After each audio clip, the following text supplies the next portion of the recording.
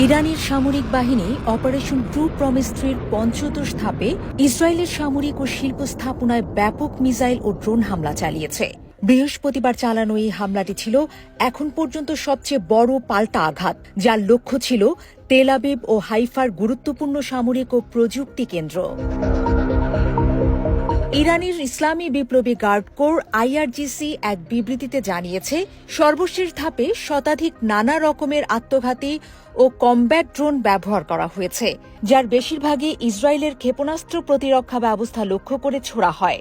এই হামলার পরপরই হাইফা ও তেল আবিবের বেশ কিছু সামরিক কারখানা, রাডার ঘাঁটি ও কৌশলগত কেন্দ্র ধ্বংস হয়ে যায় বলে দাবি করেছে ইরানি গণমাধ্যম প্রেস টিভি। বিবৃতিতে আরও বলা হয়, শুধু ড্রোন নয়, আধুনিক ও উচ্চ ক্ষমতা সম্পন্ন ক্ষেপণাস্ত্র যেমন খাইবার, শেকান, ফাত্তা ও শেতজিলও ব্যবহার করা হয়েছে এই হামলায়। ইরান দাবি করেছে, তাদের এই প্রতিরোধমূলক পদক্ষেপ সম্পূর্ণ যৌক্তিক ও বাধ্যতামূলক, কারণ ইসরায়েল প্রথমে আগ্রাসন চালিয়েছে।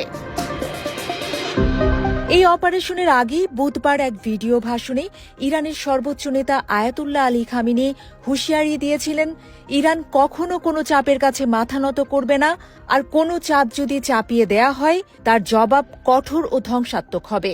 ইসরায়েলি মিডিয়া স্বীকার করেছে, নতুন আক্রমণটি ছিল ইরানের সবচেয়ে বড় ক্ষেপণাস্ত্র ও ড্রোন হামলা। তবে ইসরায়েল সরকার দেশজুড়ে ছবি ও ভিডিও প্রকাশে কড়াকড়ি আরোপ করেছে। এমনকি লাইভ ফিডও বন্ধ করা হয়েছে, যাতে ক্ষয়ক্ষতির সঠিক চিত্র বাইরে না যায়।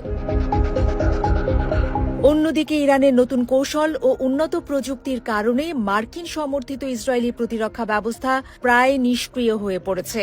সাম্প্রতিক হামলায় ইরানি বাহিনী যেভাবে সফলভাবে ক্ষেপণাস্ত্র ও ড্রোন ঢুকিয়েছে, তা ইসরায়েলের সামরিক পরিকল্পনায় বড় ধাক্কা বলে বিশ্লেষকরা মনে করছেন।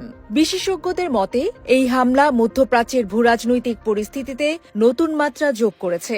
ইসরায়েল এখন কঠিন সংকটে, একদিকে অভ্যন্তরীণ নিরাপত্তা প্রশ্নে দুর্বলতা, অন্যদিকে আন্তর্জাতিকভাবে সমালোচনার মুখে পড়েছে। এত সবের মধ্যেও ইরান বারবার বলছে, তাদের প্রতিক্রিয়া শুধু আত্মরক্ষামূলক, কোনো যুদ্ধ উস্কে দেওয়ার উদ্দেশ্যে নয়। কিন্তু বাস্তবতা হল, এই পাল্টা জবাবেই আজ ইসরায়েলের সামরিক কাঠামো চরম সংকটে পড়েছে।